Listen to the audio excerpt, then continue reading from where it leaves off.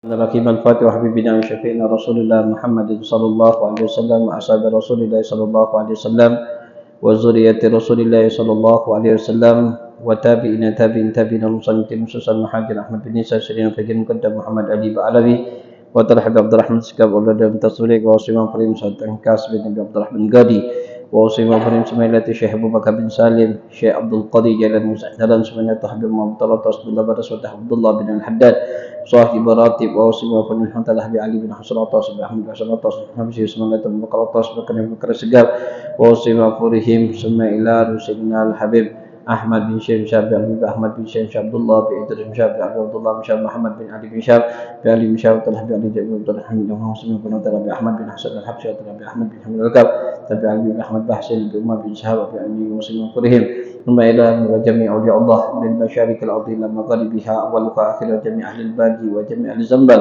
وأهل الفريد وجميع أهل الناد وجميع كبان قتيل كنت نقدر وجميع كان نقاد نقصد وجميع سادتنا علي بعلوي وجميع المسلمين والمسلمات والمؤمنين والمؤمنات أن الله يغفر لهم ويرحمهم ويسكنهم جنة برحمته ووالدينا ووالديكم خاصة وجميع أنباتنا وأنبات المسلمين عامة بأن الله يخرج درجات في الجنة وينفعنا ببركاتهم وأسوارهم وأنوارهم وعلومهم وكراماتهم في الدين والدنيا والآخرة على كل نية صالحة لنا وصلحنا وصالح لنا وحبيبنا بن حفيظ وإلى حضرة النبي محمد صلى الله عليه وسلم سل الفاتحة. أعوذ بالله من الشيطان الرجيم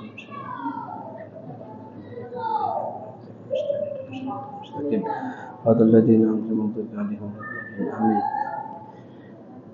بسم الله الرحمن الرحيم الحمد لله رب العالمين والصلاة والسلام على سيدنا محمد الفاتح لما أغلق والخاتم لما سبق ناصر الحق بالحق والهادي إلى صراطك المستقيم وعلى آله وصحبه حق قدره ومقدار عظيم. سبحانك لا علم لنا إلا ما علمتنا إنك أنت عليم الحكيم. ربي اشرح لي صدري ويسر لي أمري واحلل عقدة من لساني يفقهوا قولي وصدق لساني واهدي قلبي بحق سيدنا محمد صلى الله عليه وسلم. اللهم ارزقنا فهم النبي وحفظ المرسلين وإرحام الملائكة المقربين. اللهم أغننا بالعلم وزينا بحلمي وأكرمنا بالتقوى وجملنا بالعافية يا أرحم الراحمين يا فتاح يا عليم يا فتاح يا عليم يا فتاح يا عليم افتح علينا فتحا قريبا. اللهم نسألك علم لدني وشرف صافي يا وهاب يا غني وصلى الله على سيدنا محمد النبي وعلى آله وسلم. الحمد لله رب العالمين. Ma'asyiral hadirin rahimakumullah. Alhamdulillah, segala puji dan syukur kehadirat Allah Subhanahu wa taala yang masih memberikan kita suatu nikmat yang sangat besar, yaitu nikmatus sehat wal afiat. Dengan nikmat sehat wal afiat kita masih dikumpulkan lagi oleh Allah Subhanahu wa taala di dalam salah satu tempat yang penuh barakah, tempat yang penuh rahmat, tempat yang penuh maghfirah dari Allah Subhanahu wa taala, insyaallah. Amin ya rabbal alamin. Salawat dan salam atas junjungan kita Nabi besar Muhammad sallallahu alaihi wasallam, beserta para sahabatnya dan para pengikutnya ila yaumul qiyamah. Ma'asyiral hadirin rahimakumullah. Alhamdulillah, kita sekarang masih di dalam bulan Muharram, bulan yang penuh dengan barakah, bulan yang penuh dengan rahmat, bulan yang penuh dengan maghfirah dari Allah Subhanahu wa taala. Maka di dalam bulan ini juga sampai dikatakan oleh Rasul sallallahu alaihi wasallam untuk kita memperbanyak ibadah dan bertaubat kepada Allah Subhanahu wa taala. Karena di dalam bulan Hurum, bulan yang mana Allah menerima taubat. Sebagaimana kalau kita kisahkan tentang Nabi Allah Adam. Nabi Allah Adam itu diperintahkan oleh Allah Subhanahu wa taala atau diturunkan oleh Allah di dalam muka bumi. Ketika itu kan Nabi Allah Adam, yaitu di dalam surganya Allah, setelah bujukan daripada iblis laknatullah, maka untuk memakan di dalam buah khuldi. Nah, ini sebenarnya bukan buah khuldi, ini ucapan iblis laknatullah. Kata iblisnya, ya Adam, engkau pengen seperti malaikat yang hidup kekal, atau seandainya engkau hidup di surga tapi engkau tidak kekal, maka rugi. kenikmatan itu akan hilang. Maka itulah oleh iblis laknatullah ngomong khalid. Ya, ada khalidi, yaitu kekal. Khuldi itu yaitu kekal. Jadi iblis yang ngomong kalau seandainya engkau makan buah ini engkau akan kekal. Itulah dikatakan oleh ulama, itulah khalidi, yaitu khuldi. Khuldi itu bukan karena buah tapi kekalnya itu. Maka dengan ada kemauan Nabi Allah Adam, ya memang seluruhnya sabab yang mana Nabi Allah Adam itu diturunkan di dalam muka bumi. Nah, kalau kita itu bukan dikarenakan kesalahan, dikarenakan asbab, dikarenakan sebab. Tapi bagi Nabi Allah Adam, dia merasa salah. Nah, ketika diturunkan oleh Allah Subhanahu wa taala di dalam muka bumi tersebut, maka Nabi Allah Adam itu memohon ampun kepada Allah sebanyak 300 tahun. Mohon ampun kepada Allah. Itu cuman melanggar satu dosa atau ibarat kata penyesalan bagi Nabi Allah Adam. Selama 300 tahun dia memohon ampun kepada Allah, baru diterima oleh Allah di dalam bulan Muharram atau yang dikenal dengan Asrah. Ya, bulan 10 di dalam bulan Muharram atau Yaumul Asurah. Jadi selama 300 tahun memohon ampun kepada Allah, yaitu bertepatan hari, yaitu hari 10 Asrah, 10 di bulan Muharram, maka Allah menerima taubatnya Nabi Allah Adam. Nah, ini subhanallah, ini bisa menjadikan pelajaran bagi kita. Nabi Allah Adam yang maksum indallah, yang dijaga oleh Allah. Tapi dengan melakukan melanggar, itu juga bukan melanggar tapi asbab, maka memohon ampun kepada Allah sampai 300 tahun. Nah, kita ini berapa banyak melakukan maksiat, berapa banyak kita melanggar perintah Allah, berapa banyak kita ibarat kata melalaikan apa yang telah diperintahkan oleh Allah. Nah, yang harusnya yang bertaubat kita. Nah, itulah di dalam bulan Muharram ini bulan yang untuk kita bertaubat kepada Allah atas dosa yang kita lakukan, dosa yang mungkin yaitu kita yang lakukan sengaja atau tidak sengaja, maka kita bertaubat kepada Allah Subhanahu wa taala. Nah, ini kenapa di dalam bulan Muharram kan sudah kita jelaskan yang minggu yang lalu, yaitu bulan yang penuh dengan sejarah Nabi kita Muhammad SAW dan juga sejarah para nabi-nabi yang terdahulu. Seperti kalau kita perhatikan sejarah daripada yaitu Nabi kita Muhammad SAW, saking kuatnya imannya para sahabat itu, sampai kita kadang-kadang akal kita tidak mampu. Mereka itu keyakinan dengan Nabi kita Muhammad itu kadang-kadang akal tidak mampu. Kenapa? Diceritakan di dalam satu kisah tentang Amr bin As, katanya. Amr bin As. Yaitu Amr bin As ini dia menyaksikan, ya, kenapa? Sebab daripada Amr bin As ini dia masuk Islam baru 3 bulan. Nah, yang dikenalkan Amr bin As ini dia masuk Islam cuman 3 bulan. Tapi ketika dia 3 bulan masuk Islam, maka dia ditunjuk oleh Nabi kita Muhammad SAW langsung memegang yaitu pemimpin perang pada saat itu. Jadi langsung ditunjuk menjadi pemimpin perang. Padahal di situ banyak para sahabat. Di situ ada Sayyidina Abu Bakar Siddiq, ada Sayyidina Umar bin Khattab, di situ juga ada Sayyidina Uthman, Sayyidina Ali bin Thalib, dan juga Zubair bin Awam. Banyak para sahabat, pembesar sahabat, subhanallah, tapi ditunjuk oleh Nabi kita Muhammad SAW, yaitu Amr bin As. Ini tempat dingin luar biasa. Nah, pada saat itu Amr bin As ini ya, dipimpin dah. Kalau seandainya yang dinamakan Amir, yaitu sebagai pemimpin, maka harus patuh seluruhnya. Walaupun ada di situ Sayyidina Abu Bakar, Umar, harus patuh dengan siapa? Pemimpin. Maka itu Rasulullah SAW mengutus yaitu suatu perang yang dinamakan Jatus. Jatus itu tempat yang dingin luar biasa. Tempatnya orang-orang kafir tersebut banyak, ribuan. Tapi subhanallah, karena apa yang diturutkan oleh Nabi kita Muhammad SAW, pergilah ke tempat yang dingin. Dingin di tengah perjalanan, sudah singkat cerita, tengah perjalanan dianya berhenti. Nah, setelah berhenti, kita istirahat di sini, buatlah kemah. Maka ada salah satu sahabat nak menghidupkan api. Kata Amr bin As, jangan hidupkan api. Kata Sayyidina Umar, ini musim dingin. Kalau kita tidak menghidupkan api, maka seluruh sahabat kayak kedinginan. Tidak, jangan hidupkan api.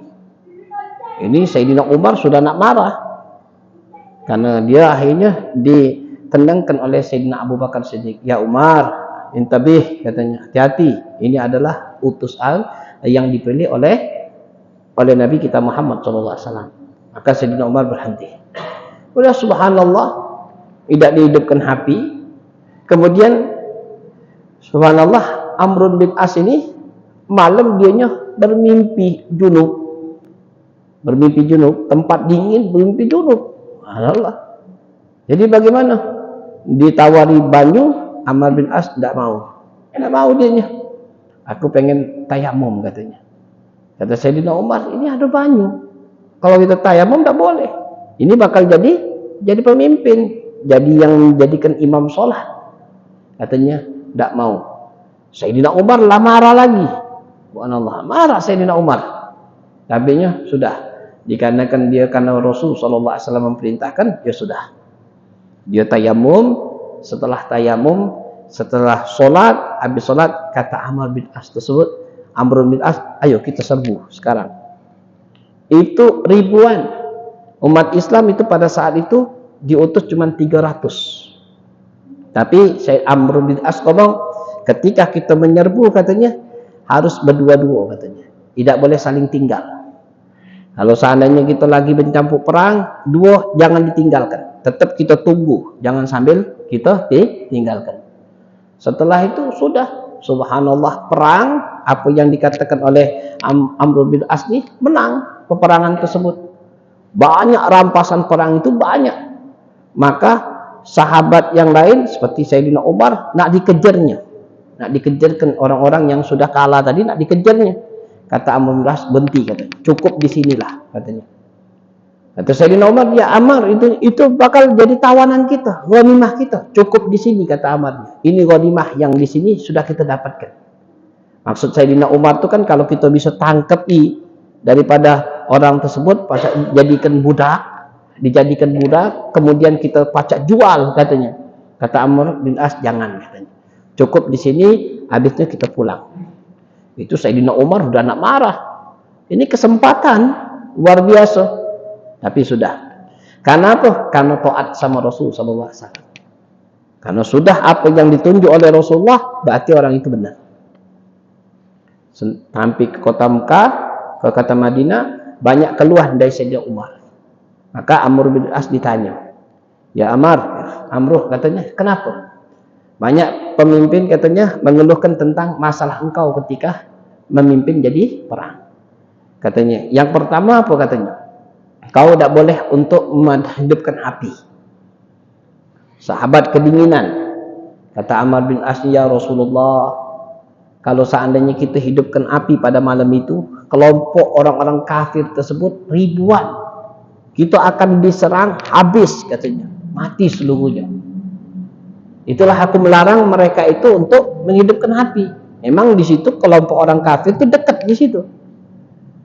Akhirnya diam Sayyidina Umar. Tapi ya Rasulullah, dianya sholatnya pakai tayamum, bukan pakai air, dia mandinya. Dia ngomong lagi, ya Rasulullah, aku ini seorang pemimpin, katanya. Kalau seandainya aku ditunjuk pemimpin, aku dalam keadaan sakit karena musim itu dinginnya luar biasa, tidak akan bisa memimpin, katanya. Inilah sebabnya aku tuh jangan sampai aku sakit, katanya, dan aku bertayamum. Subhanallah, alasannya kuat juga. Nah, kemudian apa? Kemudian yang ketiga kali, kenapa, katanya, engkau tidak mengejar daripada orang-orang kafir yang sudah kalah? Kata Amr bin Asnya, ya Rasulullah, kalau kita masuk ke dalam maka kita akan diperangi, kita akan dikalahkan karena musuh lebih banyak dibandingkan kita. Kita berhenti dan kita dapatkan rampasan perang yang ada pada saat itu di kemah katanya, maka kita pulang.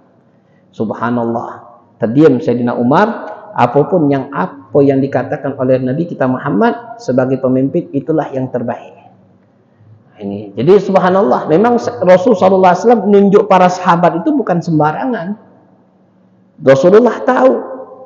Seperti juga kisah daripada sahabat Rasulullah SAW, yaitu seperti Salman Al-Farisi. Ketika kota Mekah pengen diserbu oleh orang kafir Quraisy, pada saat itu 12 gobilah untuk menyerang di kota Madinah. Maka sahabat dikumpulkan oleh Rasulullah SAW. Di situ ada Sayyidina Abu Bakar, Umar, Uthman, kemudian di situ juga Sayyidina Ali, banyak, Zubair bin Awam, banyak. Maka ada satu orang yang baru masuk Islam juga, namanya Salman Al-Farisi, seorang Majusi. Dia yang memberikan gagasan, yang membuat apa? Yang membuat daripada Farid. Farid ini Hondak buat Hondak atau namanya Farid. Ketika dilobangi, dikelilingi kota Madinah itu dengan farid yang besar. Jadi ketika dia nak masuk, langsung dipanah, dilempar dengan minyak yang panas sampai tidak berani. Nah, ini subhanallah. Kenapa? Karena Rasulullah SAW mereka itu keyakinan kuat, dan apapun yang diperintahkan oleh Rasulullah mereka itu yakin. Nah, keyakinan mereka para sahabat itu dibentuk benar-benar oleh Nabi kita Muhammad SAW selama 13 tahun. Jadi sebelum diutus oleh Allah untuk melaksanakan ibadah sholat, belum melaksanakan ibadah puasa, belum melaksanakan ibadah zakat, mereka itu memang sudah diberikan fondasi yang kuat. Keimanan mereka tersebut kuat. Para sahabat kuatnya luar biasa, seperti gunung kuatnya. Kalau ibarat kata, kalau kita ini seperti apa? Seperti kerupuk lah. Kalau diketok, pecah, langsung rapuh kalau kita nih kerupuk tersebut. Tapi kalau sahabat itu luar biasa. Kalau kita yang minggu yang lalu tidak salah ada cerita tentang sahabat namanya Abdullah bin As yang punya nyawa 1000. Ya, Abdullah yang dikatakan itu juga, itu yang punya nyawa yang 1000. Dia pengen 1000 nyawanya kalau bisa dia nak pengen dicelupkan di dalam minyak yang panas. Karena apa? Karena janjinya Nabi kita Muhammad SAW. Nah ini subhanallah. Jadi para sahabat itu luar biasa. Yakinnya kepada Nabi kita Muhammad SAW itu yakinnya luar biasa. Ada diceritakan juga ketika perang Badar. Ada perang Badar. Itu namanya Umay bin Hammam katanya. Umay bin Hammam itu ketika di dalam perang Badar, ini perang Badar, subhanallah, di dalam perang Badar, Umay bin Al itu lagi megang kurma, biji kurma, 2 ekor kurma dipegangnya. Maka Rasulullah itu memberikan suatu kode. Kata Rasulullah, kalau seandainya kita perang meninggal, katanya, maka Allah berjanji akan memberikan surga besarnya seperti bumi dan langit. Terdengar Amr daripada Umar tersebut, katanya Umay bin Hammam, bakit ya Rasulullah, beruntung orang seperti itu. Coba ulangi lagi Rasulullah. Kata Rasulullah, barang siapa yang mati di dalam medan perang, katanya dia akan mendapatkan surga yang Allah berikan sebesar langit dengan bumi ini. Jika uang itu seperti selangit dengan bumi. Itu subhanallah, baru dimulai, belum sempat makan kurma tadi, maka dilepaskannya, dia mengikut daripada perang tersebut, maju ke depan, dia meninggal di medan perang tersebut. Kenapa? Karena yakin ucapan Nabi kita Muhammad. Nah, ucapan Nabi kita Muhammad itu dia yakinnya luar biasa, sampai seperti itu yakinnya. Maka dengan dia pengen mati mendapatkan nilai yang sangat besar di sisi Allah Subhanahu wa taala. Nah, itulah keimanan para sahabat Rasulullah SAW, yang mana mereka itu benar-benar mereka tersebut mereka benar-benar untuk meyakini Allah dan Rasulnya. Nah ini terutama kita di dalam bulan yang penuh barokah ini, bulan daripada bulan Muharram, itu bulan yang penuh barokah, rahmat, maghfirah dari Allah Subhanahu wa taala. Ini banyak sekali sejarah-sejarah Nabi kita Muhammad. Harus kita buka lagi. Kenapa? Tujuannya untuk memperkuat iman. Sejarah itu untuk memperkuat iman. Hatta dikatakan, hatta Nabi kita Muhammad SAW Allah berikan, ya tak?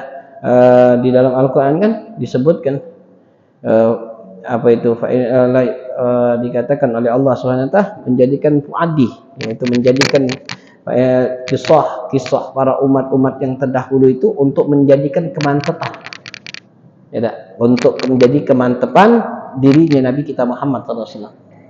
Walaupun Nabi kita Muhammad sudah mantap keimanannya, tapi Allah masih akan berikan daripada sejarah atau ibarat kata sejarah tentang nabi-nabi yang terdahulu. Nabi-nabi yang terdahulu diberikan sejarah, ya, untuk memperkuat sejarahnya, adalah keyakinan yang ditambah yakin lagi, yaitu Nabi kita Muhammad SAW.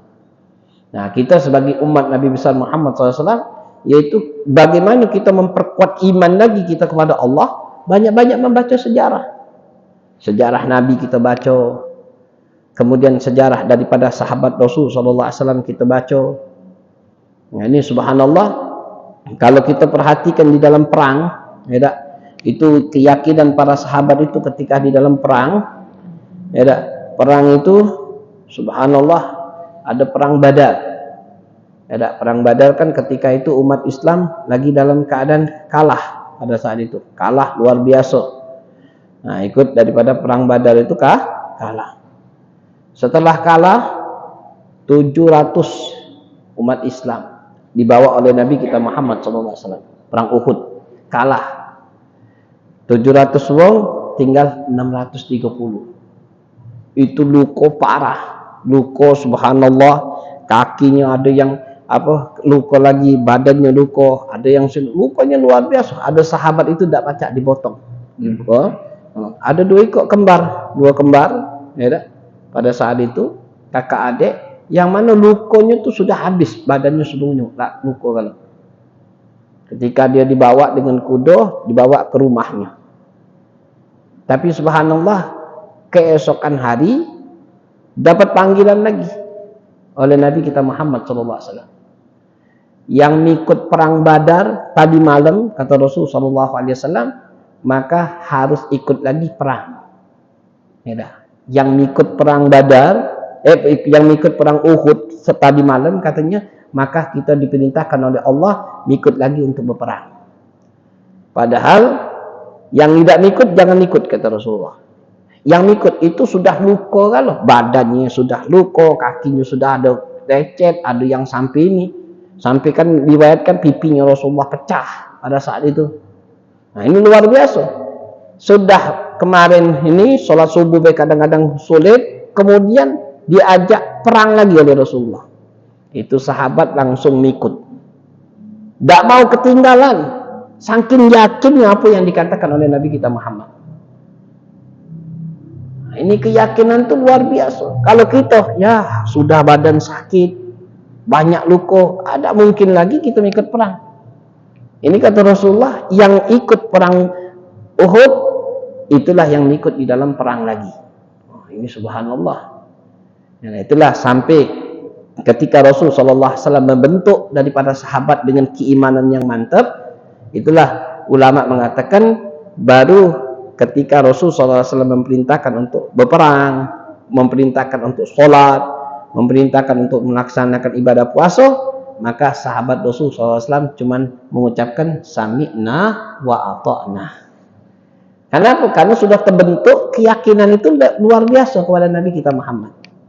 Sudah terbentuk keyakinan. Yakin itu hebat untuk para sahabat Rasul SAW. Nah, sekarang ini haruslah kita kembalikan lagi. Bagaimana caranya memperkuat iman kita lagi? Maka banyak-banyak membaca sejarah Nabi Muhammad.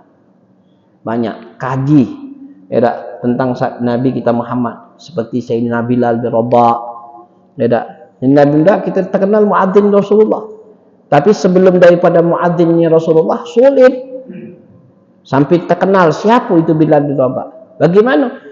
Itu di zamannya Rasulullah kalau kita perhatikan, Sayyidina Bilal itu adalah orang-orang budak. Budak ini kalau kita perhatikan, budak kalangan yang bawah. Budak kati yang nulung. Ya, di zamannya Rasul SAW, ketika Islam itu secara sembunyi-sembunyi, Rasulullah nyebarkan Islam secara sembunyi-sembunyi, Rasulullah ngomong dengan para sahabatnya, yang tidak kuat boleh untuk disembunyikan Islamannya, boleh yang kuat boleh dinampakkan. Subhanallah. Rasulullah jangan sampai sahabat itu dibantai atau dibunuh, ada yang disiksa. Atau Rasulullah kalau seandainya tidak kuat maka boleh disembunyikan, tapi kalau yang kuat boleh kita dinampakkan.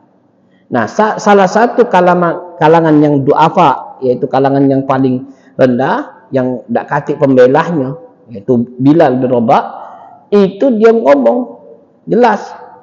Kata Umayyahnya, wahai Bilal, kenapa engkau terlambat? Aku dari rumah Muhammad, katanya. Dari rumah Nabi Muhammad. Untuk aku beriman kepada Tuhan Muhammad.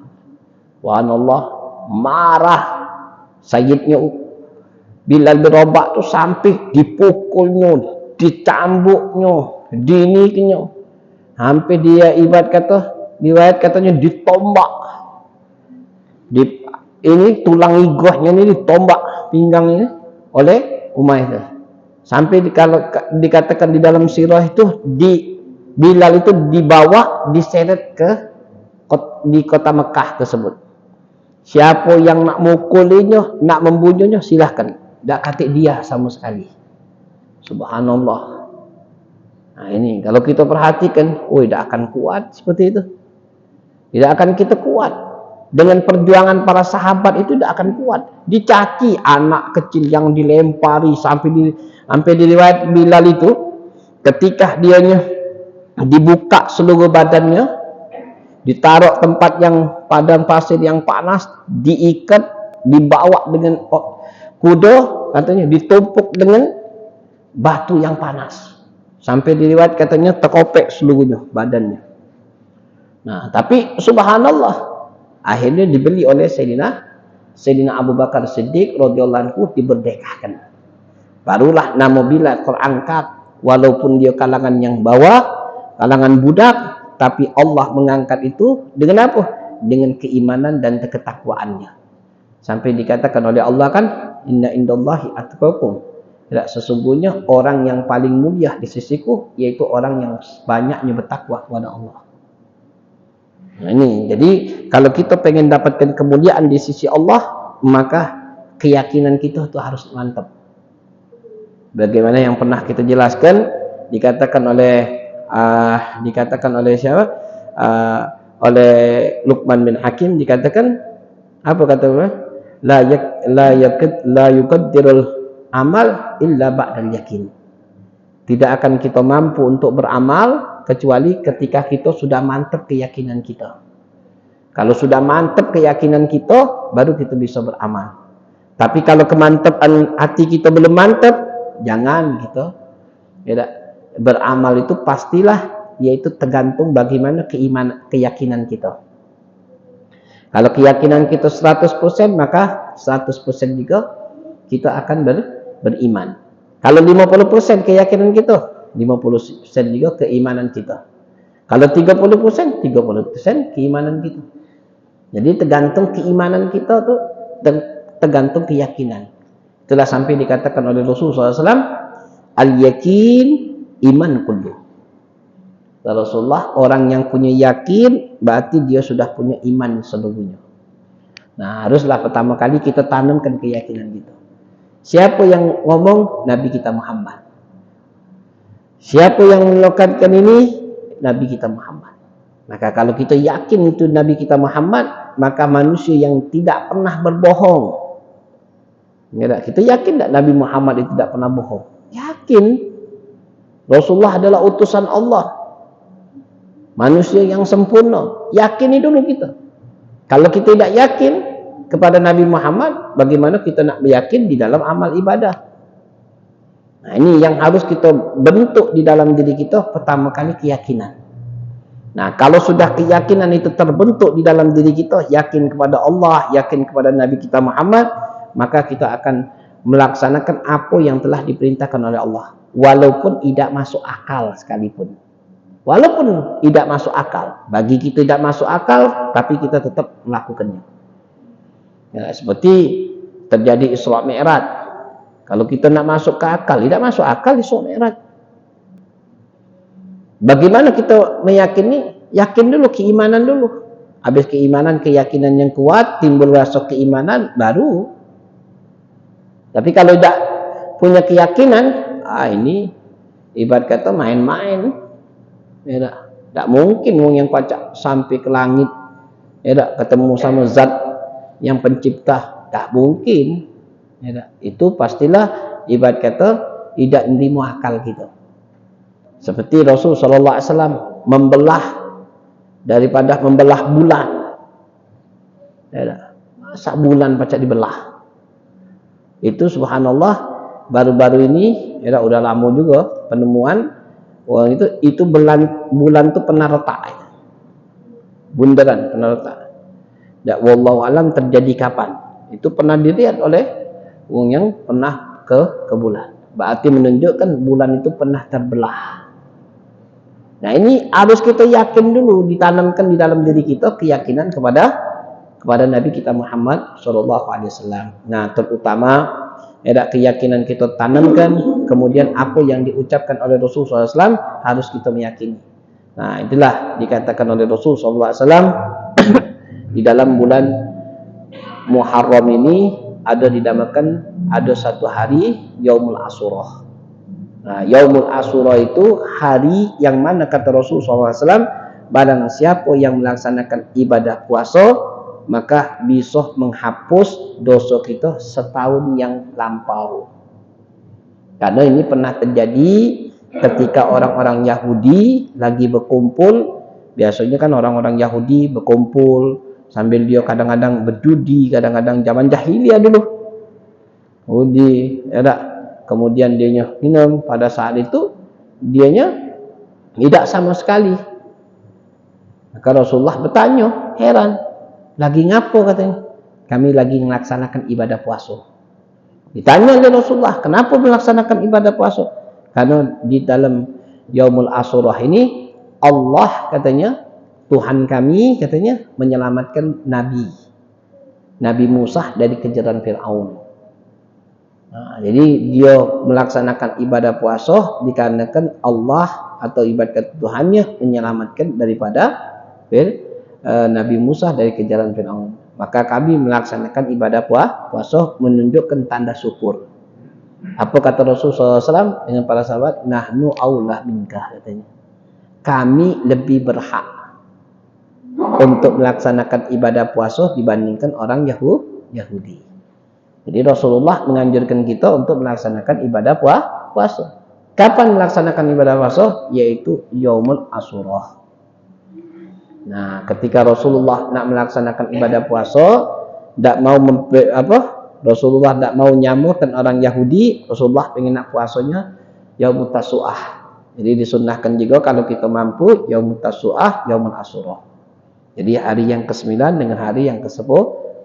Kalau tidak mampu, hari 11, hari 10 dengan hari yang ke-11. Tidak masalah untuk kita melaksanakan ibadah puasa. Ustaz, kalau nak susah juga ya sudah, tidak apa-apa hari yang cuma Yaumul Asyurah lah. Tapi berniat memang untuk menghidupkan sunnah Nabi kita Muhammad. Nah, kemudian juga dikatakan oleh Rasul SAW di Yaumul Asyurah ini juga kita dianjurkan untuk memperluas rezeki. Nah, bagaimana Rasul SAW man wasa'ah rizki min ahlu min zawjihi, kita luaskan rezeki daripada kita punya istri yang biasa nunjuk jajan, masalah dalam sehari kita 100 lebih ke 200, atau kita biasa punya anak sekian kita lebihkan untuk menyenangkan, atau kita punya pembantu kita lebihkan biar dia senang.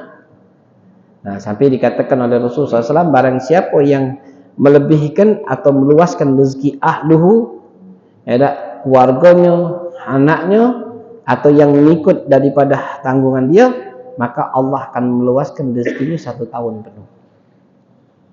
Nah, jadi kalau kita ini akan Allah luaskan 1 tahun penuh. Jadi kalau kita pengen dapat luas rezeki kita, maka luaskan rezeki. Ya setahun sekali. Ya, setahun sekali. Ibarat kata kalau kita memang, kalau berulang tahun tidak masalah. Tapi kalau kita luaskan pada hari ini juga, maka Allah Subhanahu Wa Taala akan memuliakan. Nah itu juga dianjurkan oleh Nabi kita Muhammad SAW. Dan juga yang terakhir, yaitu apa yang dianjurkan oleh Rasulullah SAW, yaitu untuk kita menyantun anak yatim. Nyantun anak yatim. Karena anak yatim yaitu kafal kata Rasulullah SAW, yaitu orang yang menjaga anak yatim, nyantun anak yatim seperti orang yang 2 tangan jari ini. Saking dekatnya Nabi kita Muhammad SAW. Karena Rasulullah SAW yaitu yatim piatu. Rasulullah itu bukan yatim sebelum Rasulullah lahir abahnya sudah meninggal, kemudian dilanjutkan oleh ibunya. Berarti Rasulullah dari kecil itu sudah yatim piatu. Kalau kita ini mungkin ada yatim ada yang piatu, ya, tapi Rasulullah dari kecil yatim piatu yang diasuh oleh langsung kakeknya Abdul Muttalib.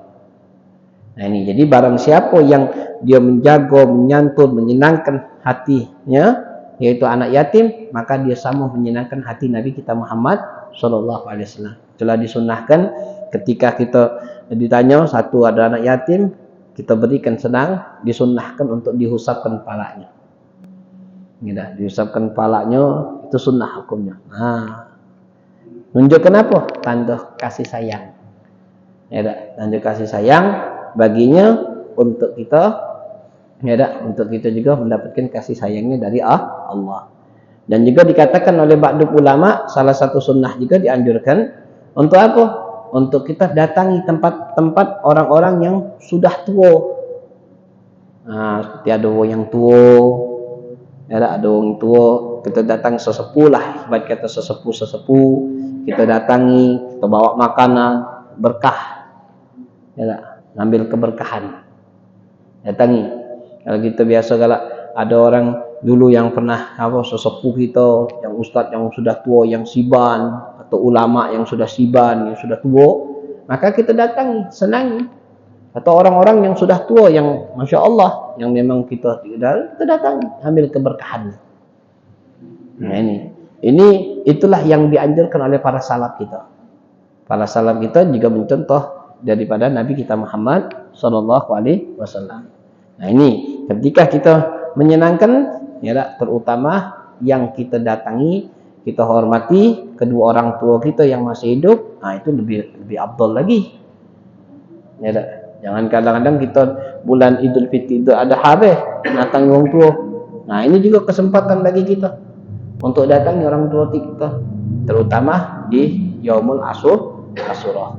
Nah inilah amalan-amalan yang sedikit ini, yaitu yang inilah amalan yang memang dianjurkan oleh salaf kita dan mencontoh daripada Nabi kita Muhammad SAW. Nah, ini kalau nak itu amalan yang bersifat umum. Ada amalan yang sifat khas, seperti kita dianjurkan membaca ayat kursi sebanyak 350 kali, banyak-banyak membaca qul huwallahu ahad hampir 1000 kali di Yaumul Asyura. Itu subhanallah mempunyai nilai ibadah yang sangat besar di sisi Allah Subhanahu Wa Taala. Dan insyaallah sedikit ini bisa akan menjadikan manfaat bagi kita, ya, di dalam bulan Yaumul Asyura, ya, dan juga di dalam bulan Muharram, bulan yang penuh dengan sejarah, yaitu sejarah Nabi kita Muhammad SAW, dan itu juga bulan yang penuh dengan sejarah para nabi-nabi yang terdahulu. Kalau kita nak bahas satu persatu, seperti Nabi Allah Adam, kemudian Nabi Allah Idris, ya, Nabi Allah Nuh, Nabi Allah Ibrahim, itu dapat diselamatkan oleh Allah dari pengen dibakar oleh Namrud. Kemudian Nabi Allah Isa, Nabi Allah Musa, banyak sekali. Ya, kemudian 10 Muharram juga termasuk zaman yaitu yang dikenal dengan kalbalah, ya, pembantaian daripada keluarga Nabi kita Muhammad sallallahu alaihi wasallam. Insyaallah Allah Subhanahu wa taala memberkati majelis kita dan ditambah keimanan kita, dan insyaallah Allah Subhanahu wa taala mengabulkan seluruh hajat kita, zahir batin dikabulkan oleh Allah, dimudahkan urusan kita, urusan dunia dan akhirat, dimantapkan keimanan kita kepada Allah Subhanahu wa taala dan keimanan kita kepada Nabi kita Muhammad sallallahu alaihi wasallam. Amin ya rabbal alamin. Rabbana atina fid dunya hasanah wa fil akhirati hasanah wa qina adzabannar. Wa sallallahu ala sayyidina Muhammadin nabiyyi wa ala alihi wasallam. Alhamdulillahi rabbil alamin.